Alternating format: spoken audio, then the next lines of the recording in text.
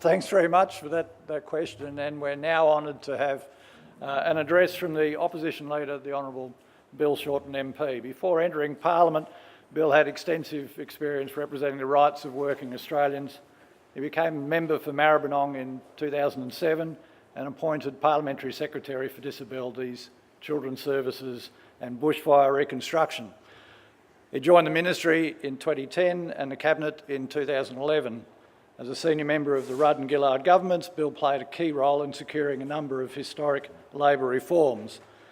As a minister, Bill demonstrated his support of science and Science and Technology Australia, including initiating and addressing Science Meets superannuation in 2012.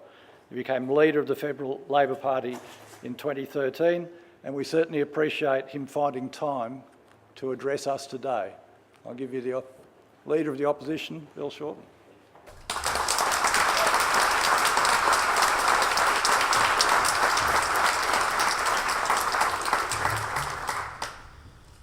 Good morning, everyone. It's great to be here on St Patrick's Day. I'd also like to acknowledge the traditional owners of the land and pay my respects to their elders, both past and present. And thank you, Ross, for that introduction. It is interesting and enjoyable for me to have an opportunity to talk to you this morning about perhaps what some would term the dark arts of politics and the media. I am here as Labor leader, with responsibility personally for the development of our science policy with a number of our colleagues. My message this morning is to urge all of you to change 1% of what you do. Be 99% science, but become 1% at least political communicators. Our nation needs you to grab the debate of national politics and build a deeper, richer narrative about science and explaining the benefits, not necessarily to the people on the Hill, but to all Australians. The reason why I've taken science as one of my responsibilities as leader is because science and innovation are matters of national political importance. What you do is important to the future of this country in the next 10 and 20 and 30 years. I do not believe that science should be an enclave in the Department of Industry without the first nominated Minister of Science since 1931. Science is central to all our policies, or it should be, and it is certainly central to our ongoing national prosperity. There is not a single policy challenge in Australia that would not benefit from a more scientific focus and more scientific input. We need new ideas in health, driven by human genomics.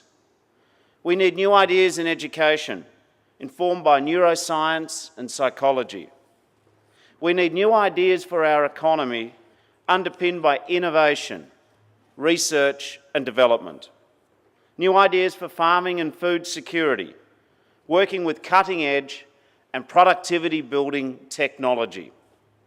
We need new ideas for our environment, shaped by a recognition of the scientific consensus, not by some ideological repudiation of science. History tells us that policy imperative alone will not be enough. That whilst the essential merit of any case, of any cause, is a condition precedent to whether it succeeds, but that the essential merit of any cause, in this case science, is not the exclusive guarantee of whether it will succeed.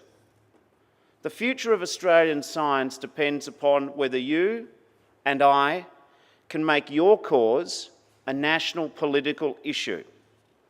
This is a challenge which should not be underestimated. If you don't accept my word that putting some energy into politics is worth it, consider that view of Albert Einstein. At a conference in Princeton in 1946, he took questions at the end of his prepared remarks. One attendee asked, "Dr. Einstein, why is it that when the mind of man has stretched so far as to discover the structure of the atom, that we've been unable to devise the political means to keep the atom from destroying us?" Einstein replied, "That is simple, my friend. It is because politics is more difficult than physics." In the scientific spirit of this day, I wish to report to you on what I consider to be a case study for successful policy advocacy, drawing from my time as Parliamentary Secretary for Disabilities. Can I tell you that up to 2007-8, whilst everyone cared about disabilities, no one thought it was a national political issue.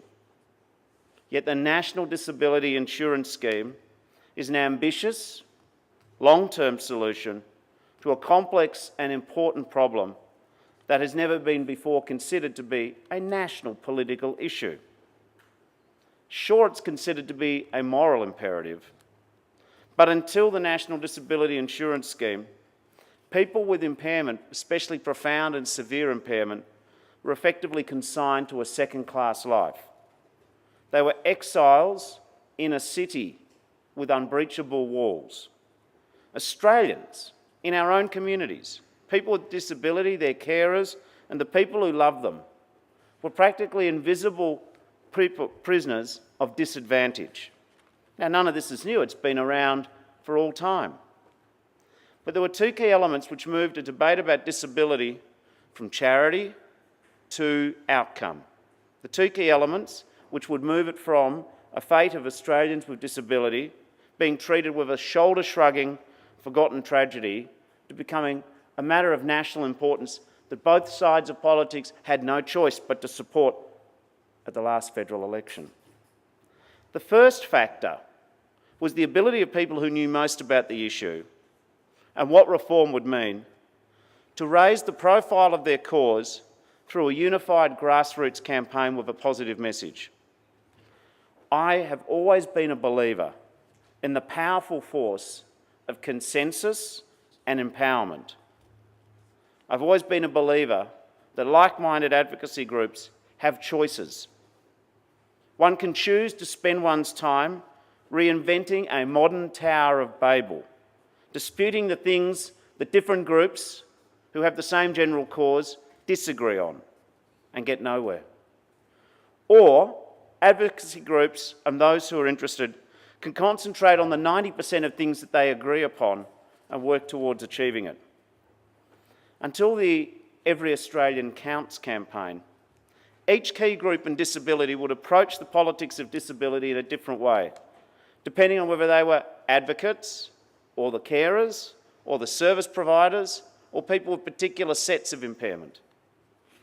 It is a muffling, sound-defeating pursuit of too many competing demarcations which undermines the cause which brings people together.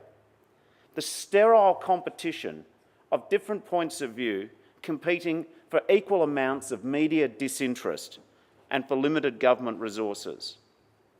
The alternative approach is to unite around a common objective. In the case of the National Disability Insurance Scheme, the newly formed National Disability and Carers Alliance became a powerful host, the combined shout of 100,000 voices.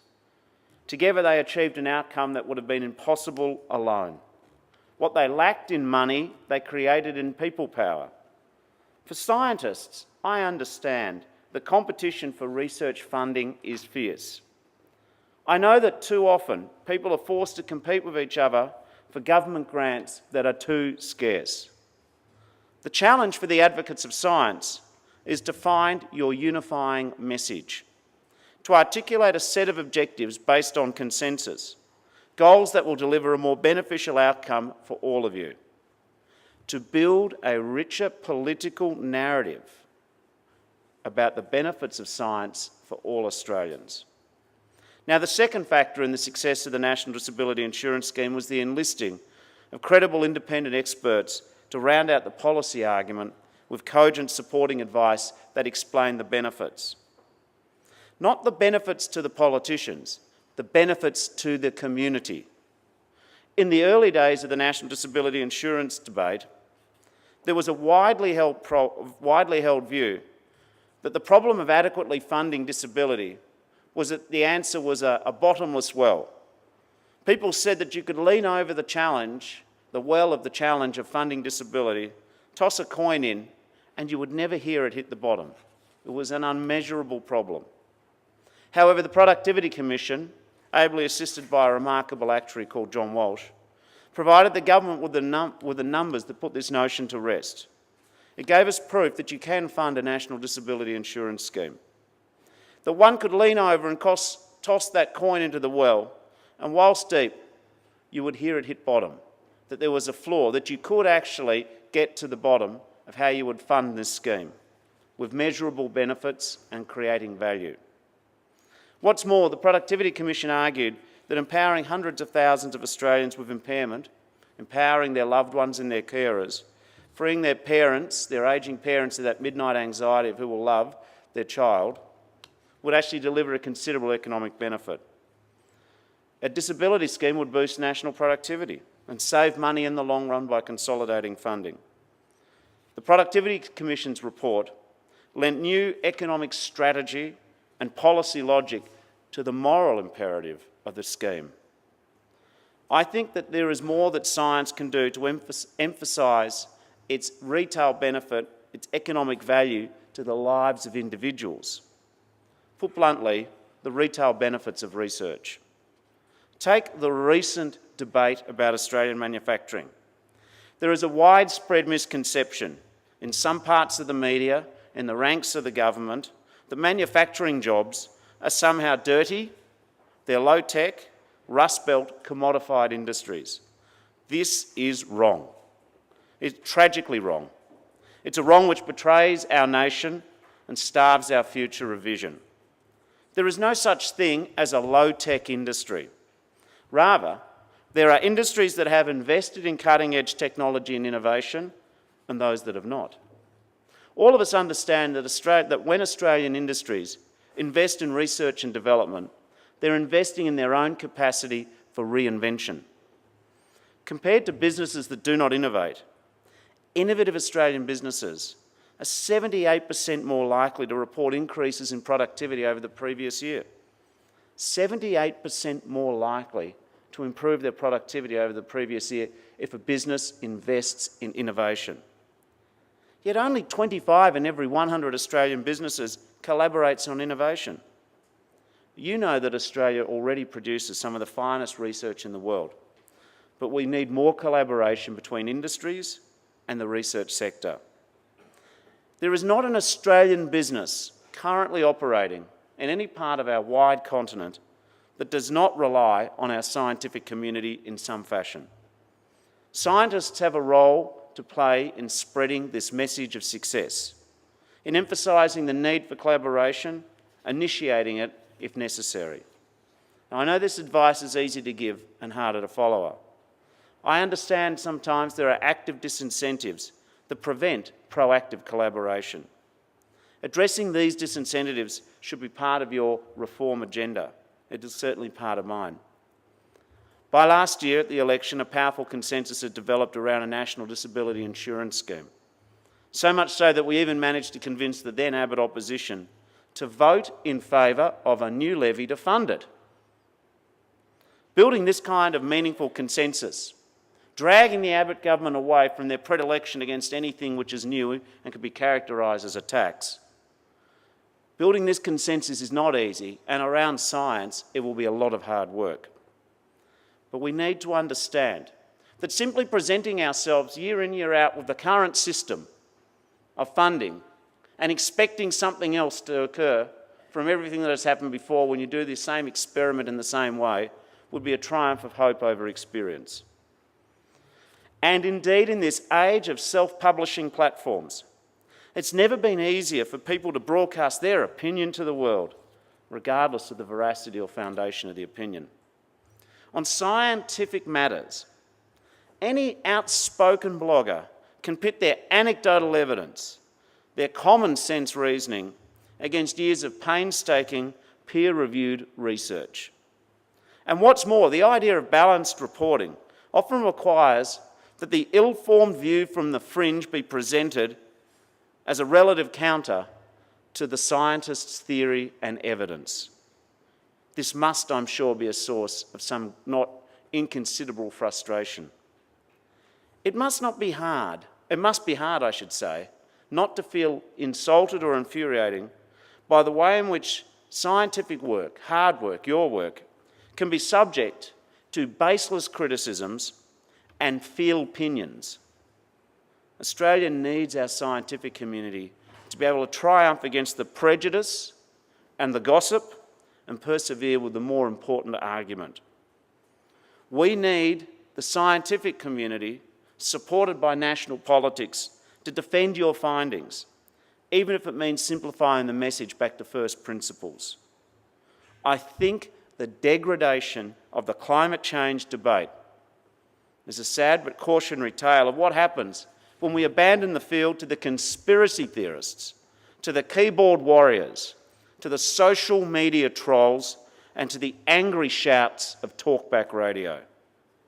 On climate change, I think too many scientists and indeed politicians make the mistake of projecting the strong consensus within their academic community onto the population at large. I think too many people took for granted that the popular support for action on climate change could never change. A mistake which has seen Australia move from a cooperative conversation on the best international methods for dealing with the causes of climate change and mitigating against its effects, to an argument poisoned by allegations of conspiracy, alarmist warmism, secret documents from British universities revealing the cover-up. There is an important difference between tackling the misinformation peddled by the climate change deniers and stooping to their level. A great deal of harm can be done by environmentalists using a particular individual extreme weather event and the tragedy that often flows from it as proof positive of the case of climate change and of themselves. An argument that is far too easy for climate change deniers to rebut by seizing on any unseasonably cold weather. All of this only serves as an unhelpful distraction from the real matter at hand, which is preserving our planet for future generations. But the climate change debate is not over. Labor is not walking away from taking real action on climate change, or bowing to the will of a Prime Minister who offers the cynical nostrums that emissions trading is rendered meaningless because it deals with an invisible, odourless substance. Climate science may be a key policy challenge, but I don't view the contribution of science to our national life through the solo prism of environmental issues. As I've said before, I believe that every facet of Australian society and Australian policy making would benefit from a renewed engagement with science. I believe our national political debate, and perhaps the way it is covered, would benefit from the enlarged, future-focused perspective that science brings. Science encourages us to investigate the unknown, also challenges us to overcome it. Dr. Michael Shermer has written, "Science is not a thing. It's a method. It's a process. It's a way of thinking. Science is a verb, not a noun.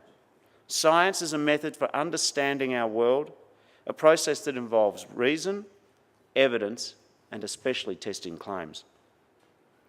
A greater understanding of science and a more meaningful explanation of it might encourage parliamentarians and the press gallery to be more willing to acknowledge complexity and engage with it. The world we live in is complex, sophisticated, and subtle. Science allows us to appreciate this. A more scientific approach and a reliance upon the best evidence as opposed to the loudest voices in our national political debates might allow members of Parliament to canvass questions rather than rushing to offer solutions.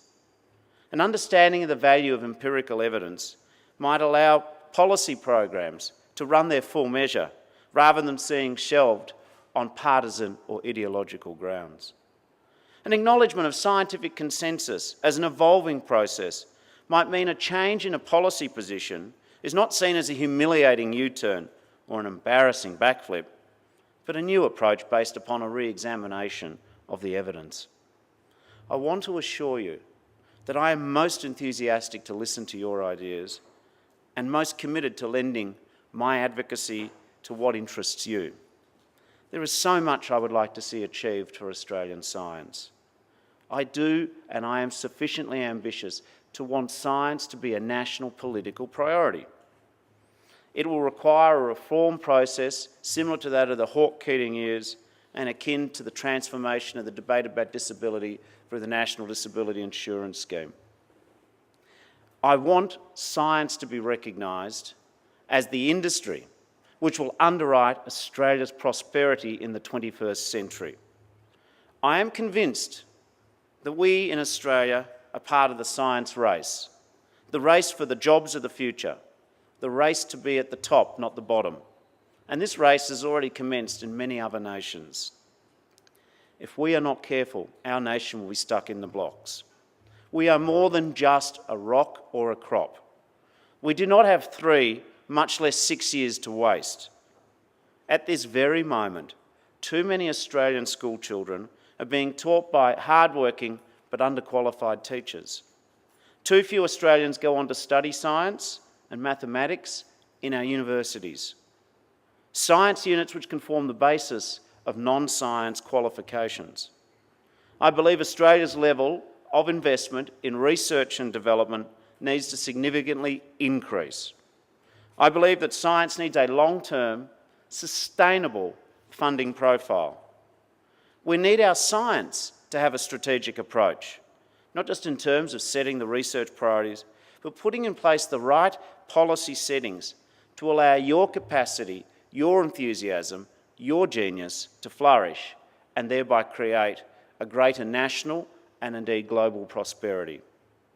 By 2030, global spending on research and development will increase by 250%. This will be driven by big investments from countries in our region, in China and India, as well as emerging economic powers such as Brazil. I believe that making science and innovation a national political priority is nothing less than an investment in the brainpower of Australians. It is not easy. Indeed, it does require the mettle of reform, that at a time of slowing growth and downgraded revenue, there can be no shortcuts in research and development innovation funding. Indeed, the National Disability Insurance Scheme was born in a time of the global financial crisis, the greatest challenge economically since the Depression. This year, 2014, Australia is at a crossroads. We can either, as a nation, Australia can either get smarter or poorer. We can choose to compete or to give up. I will be, and Labor will be, disciples of science and innovation. We will champion Australian creativity and ingenuity. We will back in those years of research which postdocs and graduates spend, where their families are effectively supporting them for years of following their passion and their vision. We will value the startups as much as we value the efforts of individuals.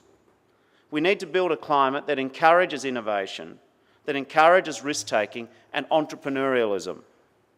We will tackle the challenge of the tall poppy syndrome, where somehow taking a risk and failing puts a black mark on you forever.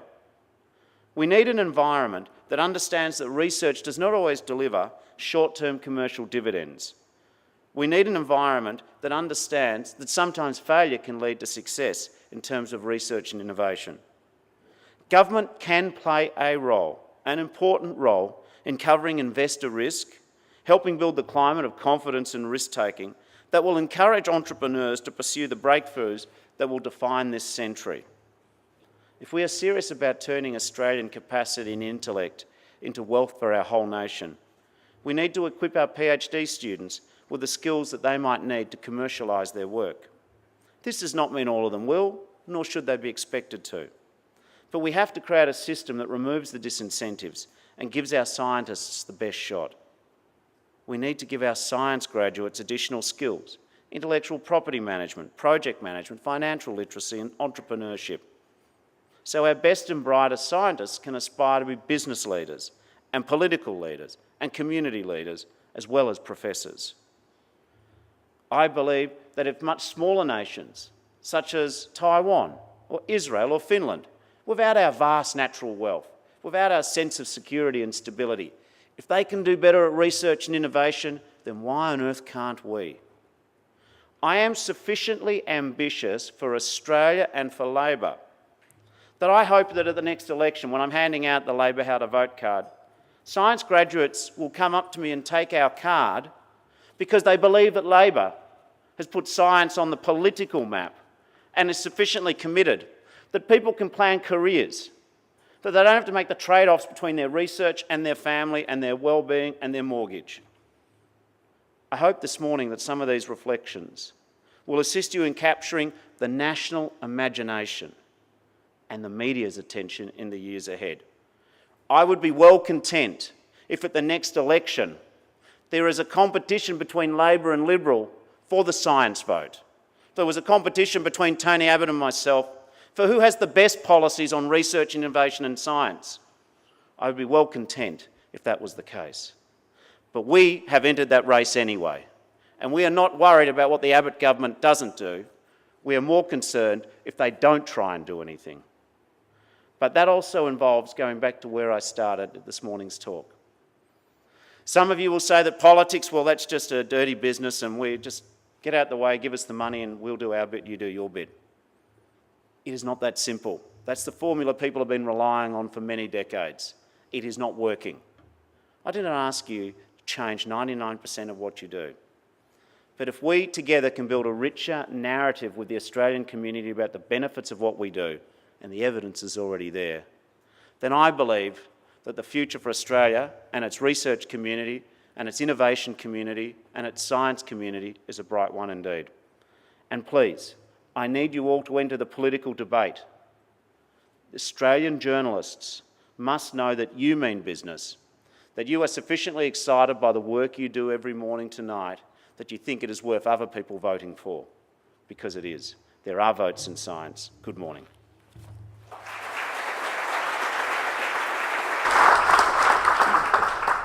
And we have some time for some questions if people are interested in asking. Rob Park is my name, from the Australian Nuclear Association. I was pleased to hear, Bill, that you're talking about Labor becoming the champion of science. And I'm wondering if the ALP could perhaps look at a more equitable position in its policy with respect to the use of the nuclear fuel cycle. At present, the ALP has a policy which effectively censors this part of science out of our national agenda.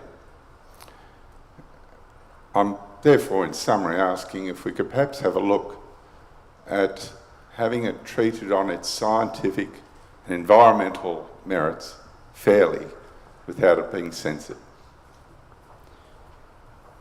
I don't know if there's any other questions, and I'll do them all in one lot. If there aren't, I'll just go to make two or three. Rather than too much of me speaking, why don't I hear any of your questions and do them all collectively? Thank you very much for a very inspiring speech. My question is, you mentioned a lot about getting engaged. What would you say to young scientists or any scientist that wants to be engaged in politics? Is there one take-home message that we should be thinking about when we head back to our institutions? Yeah. Join the Labor Party. The subclause to that is join any party, but you're going to be less happy in the other big lot. I'll do the nuclear question and then come back to that question.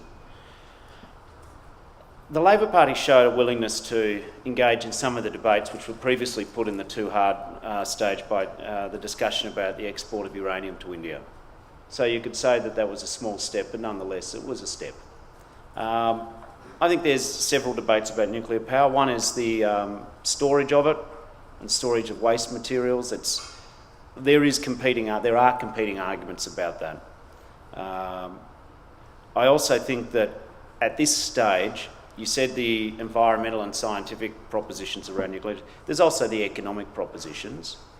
I don't know if in the future, with some of the new technology coming out of China, it's possible to create a nuclear industry and build the latest types of reactors at a much cheaper cost than it currently is.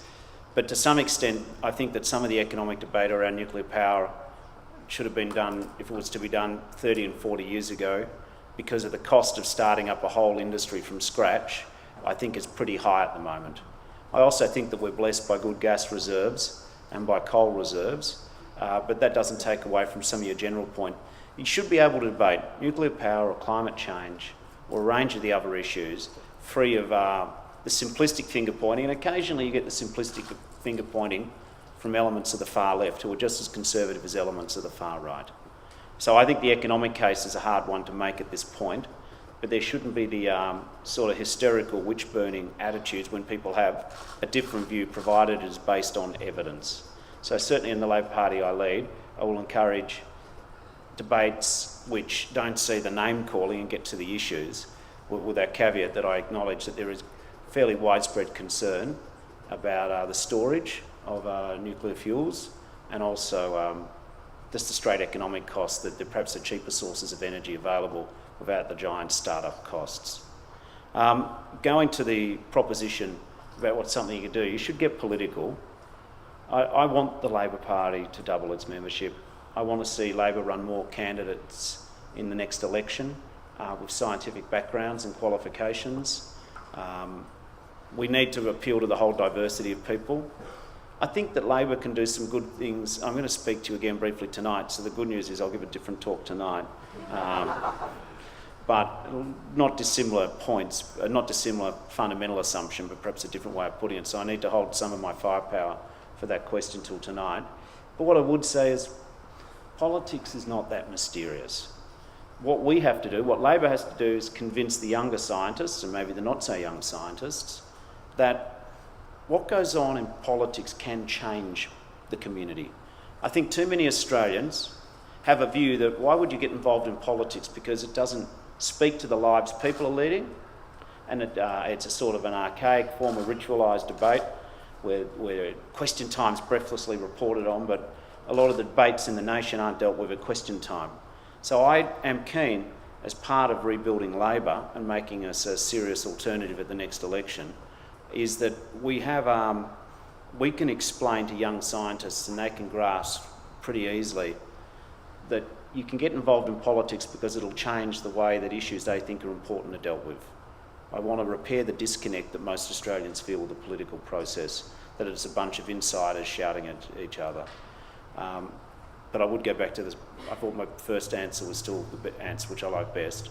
Just join us. We are hungry for your evidence, your knowledge, your passion, your commitment. It's not that big a time commitment, I promise you.